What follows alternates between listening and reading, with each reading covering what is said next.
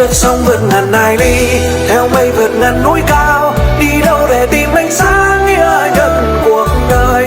Chỉ muốn bay thật xa, quên đi ngày qua đã từng buồn phiền khổ đau, xin vui chôn chốn đây. Vẫn muốn có người sống tôi, biết tôi định tôi sẽ chia, nhưng do nhiều năm thiếu vắng nên bây giờ ngài yêu.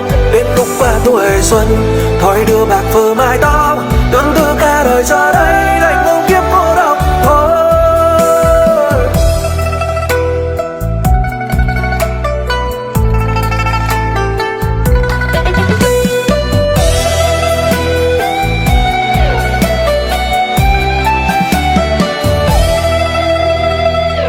Đi về đâu rồi bàn chân trái sân, vì ngày xưa bước qua những niềm đau.